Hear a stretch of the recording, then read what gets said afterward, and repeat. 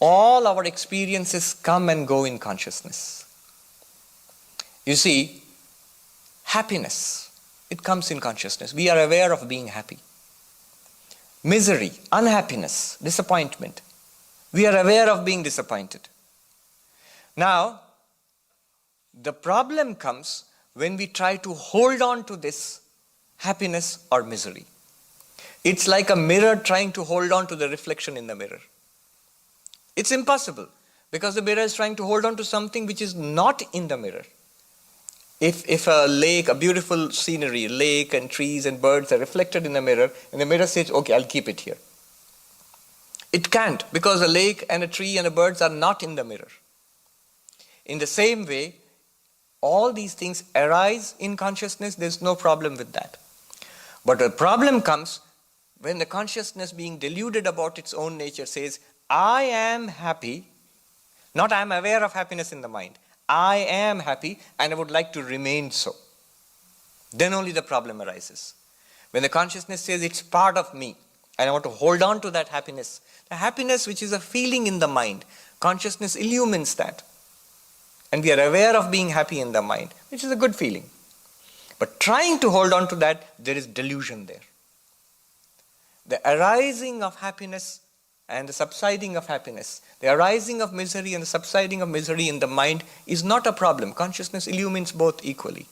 The real problem comes when the consciousness appropriates those things to itself and says, I am happy, I am miserable, I want to drive this misery away, I want to keep this happiness. Neither the happiness nor the misery are really in consciousness. That which is not really in consciousness, which consciousness is only illumining, consciousness cannot keep it on, cannot hold on to it, because it was never there.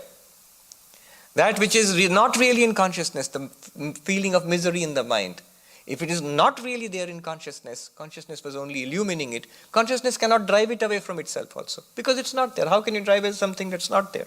How can you wash away the blue color of the sky? There's no blue color to be washed away, it just looks like that. So, all things, everything that we are aware of arises in consciousness and disappears in consciousness, but they do not belong to consciousness. They are apart from consciousness. In this case, for consciousness to say that I am this particular body is the grossest of misunderstandings. When the whole of space and time and object appears to consciousness, to pick out one part of that and say, I am this. That's what Shankaracharya says. How ridiculous is that? Dehas tamasa. The nature of body is darkness, in the sense that body is something that is an object of knowledge. Body is not something that knows. You see, we think that the body is something that is aware of other things. It's only because consciousness percolating through the mind and the nervous system flowing through the body, we feel that this body is conscious.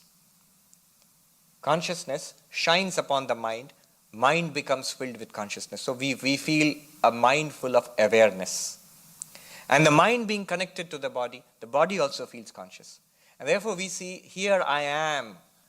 And we make a mistake by thinking, I am a body with consciousness. The book tells us, you are consciousness aware of a body. You are consciousness using a body. You are consciousness channeling yourself through a body. You are not a body with consciousness. You can even say you are consciousness in which a body is appearing and acting and feeling and knowing. And the challenge is to see it as a fact, not as a claim. Vedanta says, what it is saying now is actually truer to our experience than what we normally talk, the tale we tell ourselves. That I am a body with consciousness is not as true as saying, as far as our experience goes, I am consciousness in which a body appears. Think about it.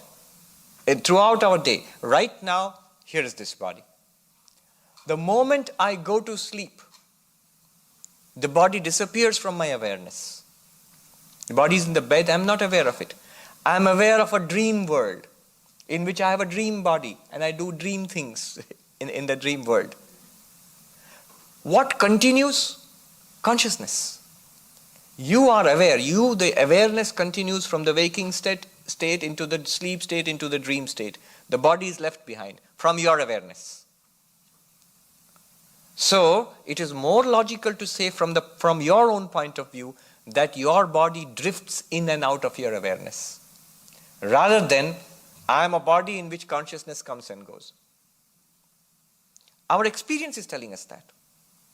But we take a material point of view and say, I am a body which is sometimes conscious and sometimes sleeping. That's the tale we tell ourselves. It's looking at it from outside of ourselves.